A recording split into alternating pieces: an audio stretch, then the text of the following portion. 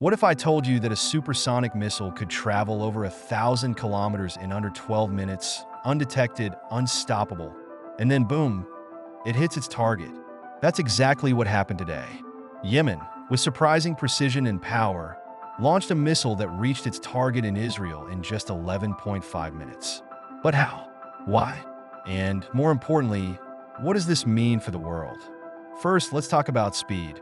The missile traveled from Yemen to Israel in just 11.5 minutes. That's roughly the same amount of time it takes you to brew a cup of coffee. Now, here's where things get interesting. The missile was supersonic, meaning it was moving faster than the speed of sound. Supersonic speeds started around 1,235 kilometers per hour, about Mach 1. But this missile? It was going even faster, traveling at around Mach 5, which is 5 times the speed of sound. At these speeds, the missile was covering over 6 kilometers every second. 6 kilometers. That's the distance between 2 subway stations in 1 second. But here's the kicker.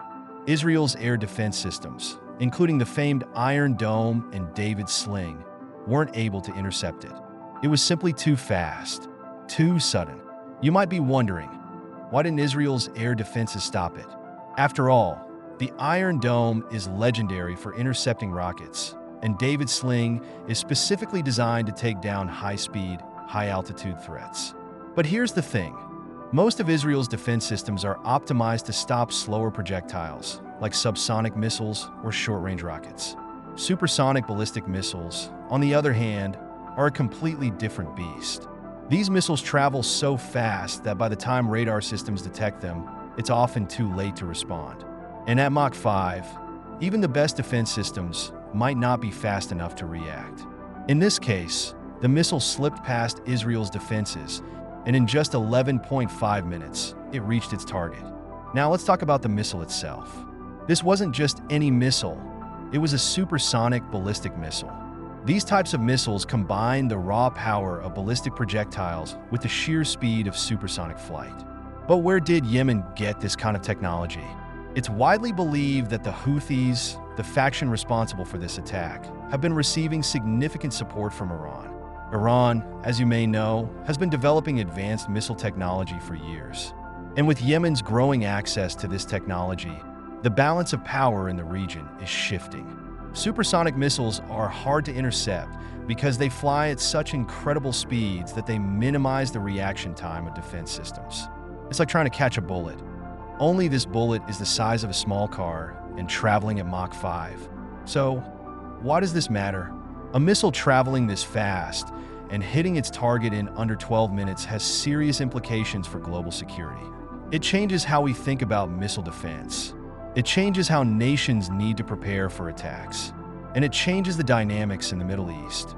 Yemen, typically considered a smaller player in the region, just demonstrated it has the capability to strike one of the most heavily defended nations on Earth. This is a big deal, and it's not just a concern for Israel. It's a message to the entire world that supersonic missile technology is becoming more accessible. Now, imagine this. What if this wasn't just one missile? What if, in the future, multiple missiles are launched, each one taking only minutes to reach their target? This is the new reality we might be facing. So, what happens next? Well, we see a new arms race in the Middle East, where every nation is trying to develop faster and deadlier missiles. Will defense systems like the Iron Dome have to evolve to keep up with these supersonic threats? And how will countries like the US, Russia, and China respond to this new, faster-than-ever threat? We don't know the answers yet, but what we do know is that the world just got a little faster and a lot more dangerous. What do you think? Can missile defense systems evolve quickly enough to keep up with this new era of supersonic threats? Or is this just the beginning of a bigger shift in global security? Let us know your thoughts down below. As always, stay curious and stay informed.